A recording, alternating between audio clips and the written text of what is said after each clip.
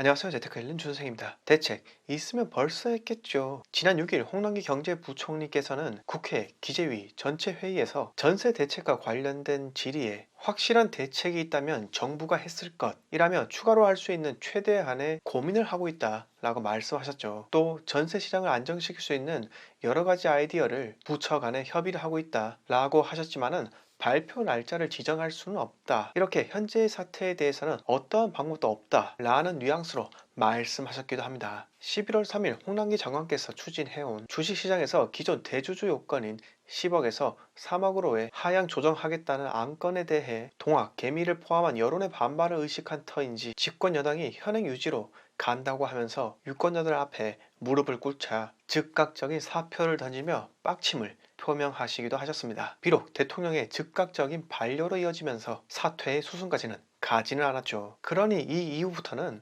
어떤 말이든 귀에 들어오지 않을 겁니다. 제 아무리 천문학적인 예산을 주무르는 기재부 장관이라지만 어차피 지네 멋대로 할 게 뻔하고, 그리고 시켜서 열심히 했다만 지네들만 쓱 발 빼고 나만 뒤통수 맞게 되고, 나는 전셋집에서 내쫓기고 세입자에게 위로비까지 주고. 그런데 우리 장관님 아무리 그래도 그렇지 부동산과 경제 시스템 박살내놓고 무책임하게 떠나시려고 했던 모습은 한 나라의 경제 수장이 해서는 안 될 행동이라 생각합니다. 본인의 의견이 있으면 정확한 메시지를 국민들에게 전달하는 편이 낫지 않았을까요? 장관 또 내쫓기는 임대차 3법 즉각 폐기해야 한다, 이렇게 심플하게라도 말이죠. 전세가 폭등으로 인해 전세가가 매매가를 밀어 올리고 지방에서는 매매가와 전세가가 얼마 차이 나지도 않는 깡통 주택이 급증을 하고, 아니 오히려 전세가가 매매가를 앞선 지역도 있습니다. 초보 투자자들은 무계부로 집을 매수할 수 있다고 거품 물고 뛰어오지를 않나. 공시지가 1억 이하 주택, 주택수 미포함이라고 하니 서민주택마저 싹 쓸어가고 있는 현상. 장관님 정보 보고는 받고 계신 거 맞으셨죠? 그래도 어공이 아니라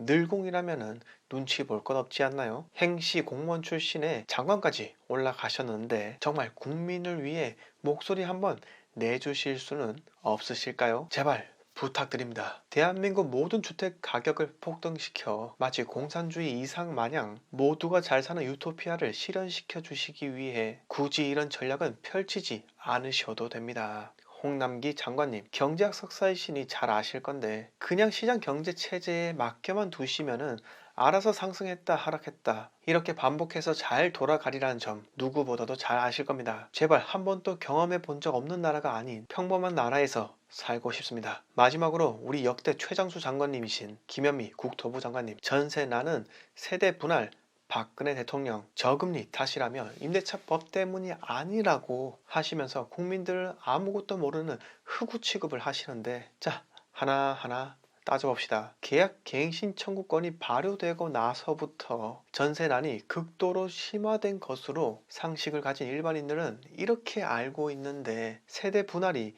기가 막힌 타이밍으로 지금 이 정부 들어와서 갑자기 폭등하게 된 거라는 말씀이시죠. 그리고 세대 분할의 대표적인 케이스인 혼인율 증가, 이혼율 증가, 이런 수치가 갑자기 막 증가한 거라는 말씀이시죠. 코로나 사태 때문에 혼인 건수가 크게 감소하고 이것 때문에 웨딩 시장이 암울한데 세대 분할이 기어코 일어났다는 말씀이시죠. 그리고 박근혜 대통령 때 초이노믹스로 부동산 규제를 막 풀어대서 지금 와서 그 후폭풍이 일어나고 있다라는 말씀이시죠. LTV DTI 완화는 2014년에 일어났습니다. 대출 완화가 되면 그 즉시 시장에 반응이 있어야 하는데 2015년도에도 집값은 상승하지 않았죠. 그런데 이게 몇 년 후 현 정부 때 갑작스럽게 발동이 되었다는 말씀이시죠. 그런데 제 기억으로는 그 당시 부동산 거래 실종으로 경기 침체가 오게 되면서 오히려 야당이 거래 활성화시키라면서 야유를 퍼붓지 않으셨나요? 그리고 저금리 정책이 폭등을 불러일으켰다고 하는데 이건 정말 1차원적인 주장이라